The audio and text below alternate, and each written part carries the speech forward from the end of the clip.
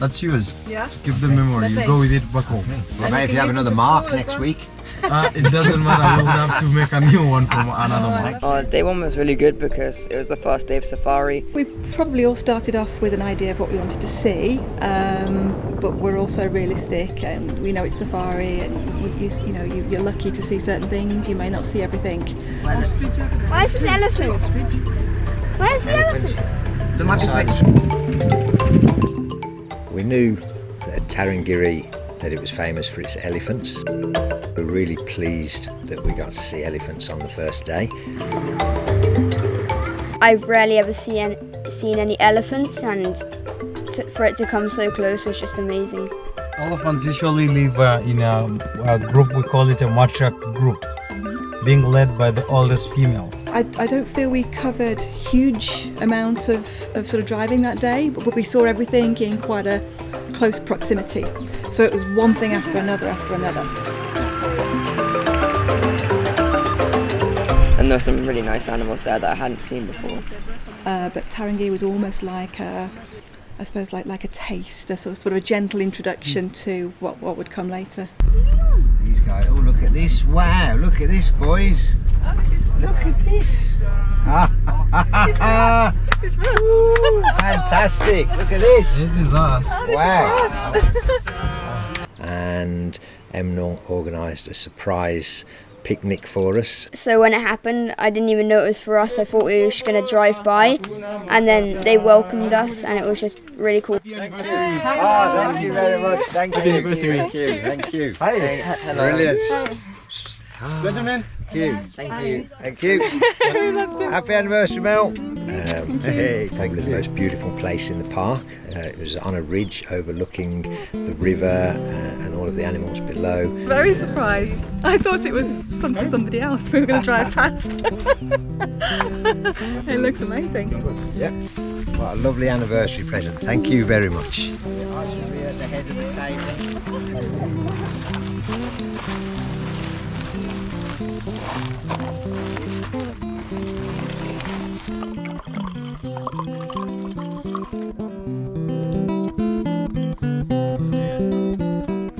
So in another 2 hours we'll be getting married. 22 years ago. Very nice. 22 is a long time. It's a long time. Yeah. It's a long time, and you have to understand. The lunchtime was just really, really special, yes. So that was our anniversary day, and that completely unexpected. So we were more than happy with what we expected, our picnic lunch, and then to turn up and see, and we assumed it was for somebody else. So we were expecting just to drive past, and then we stopped, of course, and everybody's there just waiting for us. So that was really nice. It was on a ridge overlooking the river and all of the animals below. The meal was not only a surprise, which was awesome, but it was just a fantastic barbecue and picnic in a stunning location. It was an excellent way to celebrate our wedding anniversary. It's quite humbling actually to think that you've got eight people out there just in the middle of nowhere, just for you, just to make a special experience just for you. Thank you, Chef. Thank you.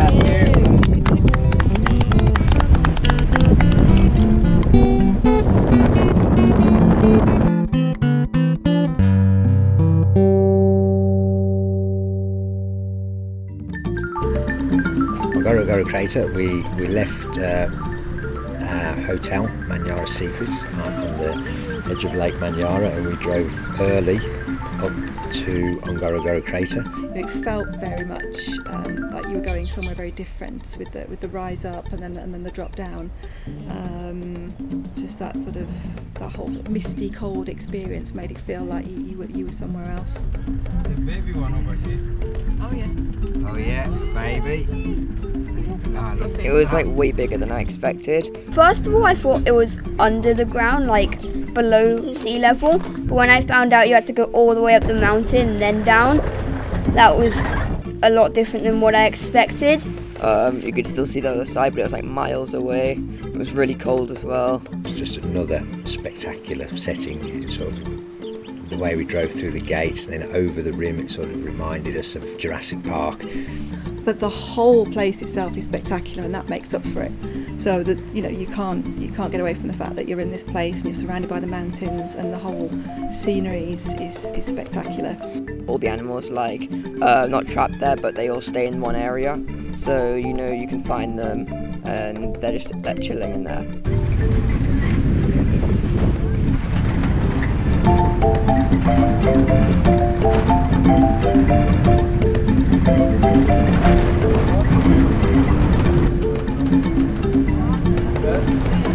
Never really seen Serengeti before, so I didn't know what it was going to look like, and I didn't know what kind of wildlife was going to be there. That was definitely my favourite part of the trip, because you do feel like you are really out. But I was completely surprised when we saw loads of stuff just driving into the camp. I'm seeing a pride of lions on top of the rock here just to welcome us in. That's a great sight, just before it starts getting dark as well. How do they get up there? They climb, they're just like cats, like home cats, We saw so many different sights. We came across a wildebeest that seemed to have died from natural causes, so we decided we'd go back in the morning and see if any predators had found it overnight. When we got back in the morning, it had already been eaten. There was nothing left. A few bones and a couple of vultures. Yes, that was the one that we saw on that point that was not opened up. So it's funny how nature is. You left a very whole animal, in the morning you just get clean bones,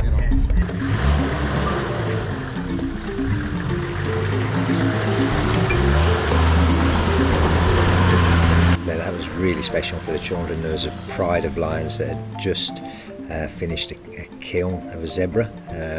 They were all resting under a bush right next to the road, 2 meters from the car. 6 lions, all sleepy because they killed a zebra in the shade. Yeah, they're all full from their meal. Those spots most of the time are for camouflage when they're young. Yeah. They look like another young predator. That helps, because predators do kill each other's cubs to avoid competition. Okay. So the easy way is to camouflage. For example, a baby cheetah can look like almost fluffy like of a honey badger. Yeah. Just to scare. Yeah. Look at that. Look at the biggest lion, the boy lion. Look at his right paw, you can see a little zebra foot. Just chilling. I didn't really think they would choose to sit quite so close to the road. So to see that, we have some fantastic photographs, some great memories. Again, really special.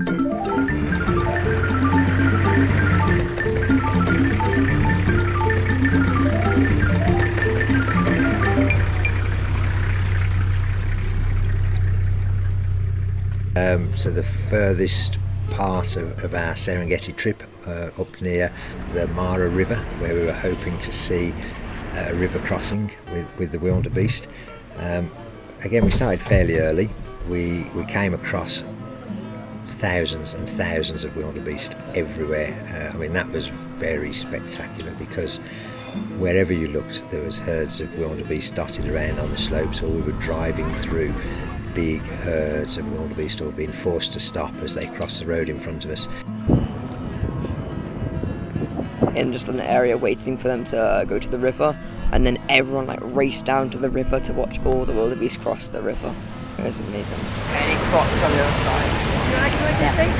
They're right there.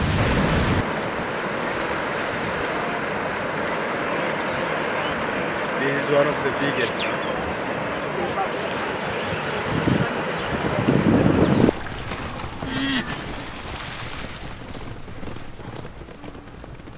That was a huge migration. That was fantastic, and we would have been happy to go home at that point, having seen that. And then Gabriel said, well, we may have a lucky stop here, and within 10 minutes we saw the second one. From a fantastic vantage point, with the animals coming straight towards us. I've seen the previous one of Yeah, I mean, to come away and see that twice in one day, we know we're very lucky. It felt very good watching them all run across the river. This is a one-time opportunity, and I've seen something so amazing in real life, and it's really cool. Thank you, Dad, for letting me come on this trip. It was very special.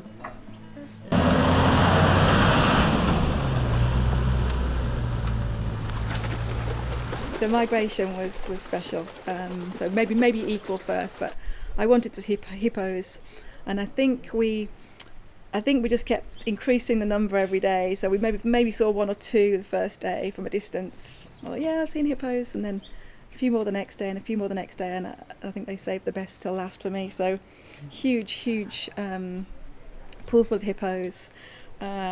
And yeah, very entertaining. I think the boys loved that too. They had their own little favourites and with their smiley faces. So that was a real highlight for me. I know, and look They're at also them. chunky. They look very happy. They look like pigs in mud. Look at that one, look at his face. Hippos, they have very light skin.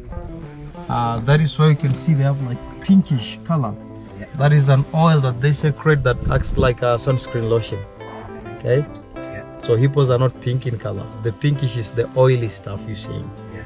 Okay? Yeah. And then another thing is they get outside during when the sun is not strong, and most of the time during the hot during the evenings and at night. It's easy for them to graze easily. You can see that one has some scars. That is not from attacking. Actually, it's from passing in between the bushes. They have very light skin. Okay, and then they graze up to 40 kilograms a day a night. Yes. So if you have a hobby of keeping animals, hippos is not on the list. It's an expensive guy to keep. We're heading back now. We've done Serengeti, had 3 amazing days here, unbelievable. And now we're heading back for a rest day across the African massage.